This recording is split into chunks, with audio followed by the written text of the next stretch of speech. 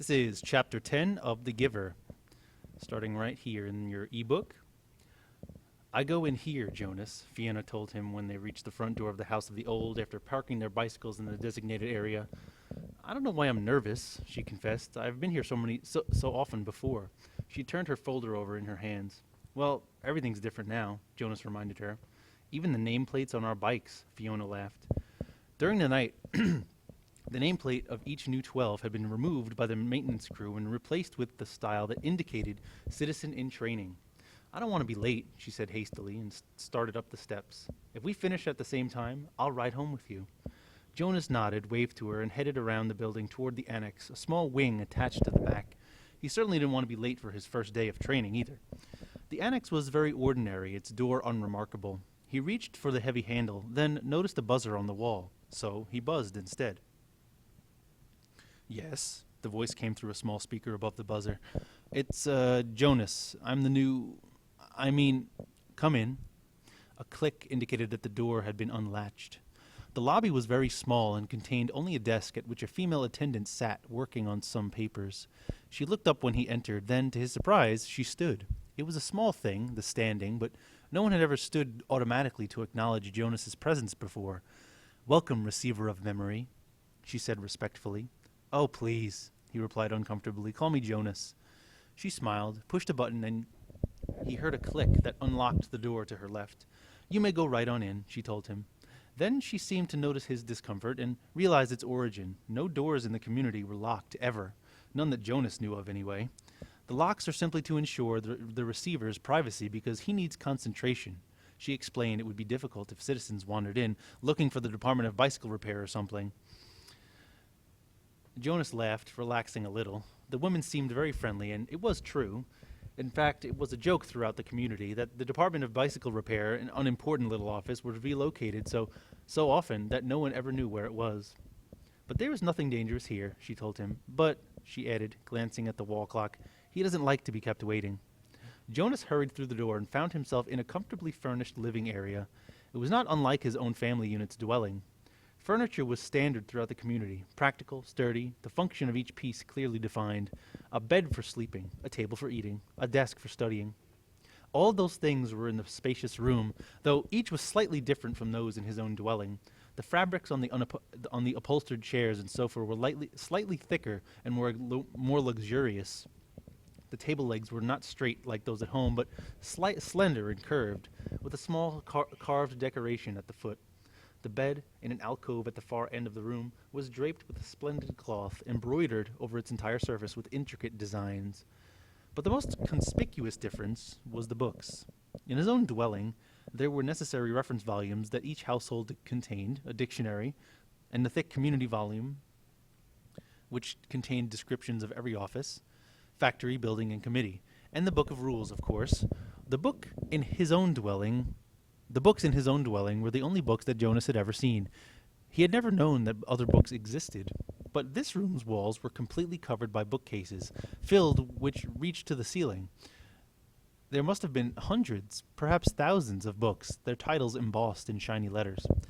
Jonas stared at him. He couldn't imagine what the thousands of pages contained. Could there be rules beyond the rules that govern the community? Could there be more descriptions of offices and factories and committees? He had only a second to look around because he was aware that the man sitting in the chair beside the table was watching him. Hastily, he moved forward, stood before the man, bowed slightly, and said, I'm Jonas. I know. Welcome, receiver of memory. Jonas recognized the man. He was the elder who had seemed separate from the others at the ceremony, though he was dressed in the same special clothing that only elders wore. Jonas looked self-consciously into the pale eyes that mirrored his own. Sir, I apologize for my lack of understanding. He waited, but the man did not give the standard accepting of apology response. After a moment, Jonas went on, but I think, he corrected, reminding himself that if the precision of language were ever to be important, it was certainly important now, in the presence of this man, that you are the receiver of memory. I was only selected yesterday. I'm not anything at all, not yet. The man looked at him thoughtfully, silently. It was a look that combined interest, curiosity, concern, and perhaps a little sympathy as well. Finally he spoke. Beginning today, this moment, at least to me, you are the receiver. I have been the receiver for a long time. A very, very long time. You can see that, can't you? Jonas nodded. The man was wrinkled, and his eyes, though piercing in their unusual lightness, seemed tired. The flesh around them was darkened into shadowed circles. I can see that you are very old, Jonas responded, with respect. The old were always given the highest respect. The man smiled. He touched the sagging flesh on his own face with amusement. I am not, actually, as old as I look, he told Jonas. This job has aged me. I know I look as if I should be scheduled for a release very soon, but actually, I have a good deal of time left. I was pleased, though, when you were selected. It took them a long time. The failure of the previous selection was 10 years ago, and my energy is starting to diminish. I need what strength I have remaining for your training. We have hard and painful work to do, you and I. Please sit down, he said, and gestured toward the nearby chair. Jonas lowered himself onto the soft cushioned seat. The man closed his eyes and continued speaking. When I became a 12, I was selected as you were. I was frightened, and as I'm sure you are. He opened his eyes for a moment and peered at Jonas, who nodded. The eyes closed again. I came to this very room to begin my training. It was such a long time ago. The previous receiver seemed just as old to me as I do to you. He was just as tired as I am today. He sat forward suddenly, opened his eyes, and said, You may ask questions. I have so little experience in describing this process. It is forbidden to talk about it. I know, sir. I have just read the instructions, Jonas said. So I may neglect to make things as clear as I should. The man chuckled. My job is important and has an enormous honor. But that does not mean I am perfect, and when I tried before to train a successor, I failed. Please ask any questions that will help you. In his mind, Jonas had questions, 1,000, 1,000,000 questions, as many questions as there were books lining the walls, but he did not ask one, not yet. The man sighed, seeming to put his thoughts in order. Then he spoke again. Simply stated, he said, although it's not really simple at all, my job is to transmit to you all the memories I have within me, memories of the past. Sir, Jonas said tentatively, I would be very interested to hear the story of your life and to listen to your memories. I apologize for interrupting, he added quickly. The man waved his hand impatiently. No apologies in this room. We haven't time. Well, Jonas went on, uncomfortably aware that he might be interrupting again, I am really interested. I don't mean that I'm not, but I don't exactly understand why it's so important. I could do some adult job in the community, and in my recreation time, I could come and listen to the stories from your childhood. I'd like that, actually, he said. I've done that already in the House of the Old. The old like to tell about their childhoods. And it's always fun to listen. The man shook his head. No, he said. I'm not being clear. It's not my past, not my childhood that I must transmit to you. He leaned back, resting his head against the back of the upholstered chair. It's the memories of the whole world, he said with a sigh. Before you, before me, before the previous receiver, and generations before him. Jonas frowned. The whole world? He asked. I don't understand. Do you mean not just us? Not just the community? Do you mean elsewhere, too? He tried in his mind to grasp the concept. I'm sorry, sir. I don't understand exactly. Maybe I'm not smart enough. I don't know what you mean when you say the whole world or generations before him. I thought there was only us. I thought there was only now. There's much more. There's all that goes beyond, all that is elsewhere, all that goes back and back and back. I received all of those, and when I was selected, and here in this room all alone, I re-experienced them again and again.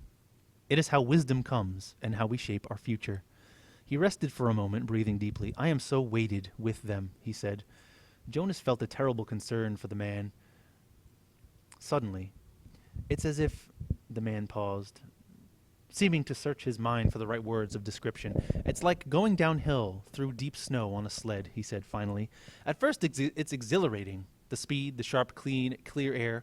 But then the snow accumulates, builds up on the runners, and you slow, and you have to push hard to keep going, and he shook his head suddenly and peered at Jonas. That meant nothing to you, did it? He asked. Jonas was confused. I didn't understand it, sir. Of course you didn't. You don't know what snow is, do you? Jonas shook his head. Or a sled? Runners? No, sir, Jonas said. Downhill? The term means nothing to you? Nothing, sir. Well, it's a place to start. I'd been wondering how to begin. Move to the bed. Lie face down. Remove your tunic first. Jonas did so, a little apprehensively. Beneath his bare chest, he felt the soft folds of the magnificent cloth that covered the bed. He watched as the man rose and moved first to the wall where the speaker was.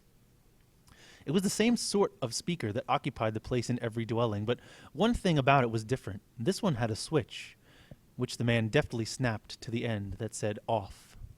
Jonas almost gasped aloud. To have the power to turn the speaker off? It was an astonishing thing. Then the man moved with surprising quickness to the corner where the bed was. He sat on a chair beside Jonas, who was motionless, waiting for what would happen next. Close your eyes. Relax. This will not be painful. Jonas remembered that he had even been encouraged to ask questions. What are you going to do, sir? He asked, hoping that his voice didn't betray his nervousness. I'm going to transmit the memory of snow, the old man said, and placed his hands on Jonas's bare back. That is the end of chapter 10.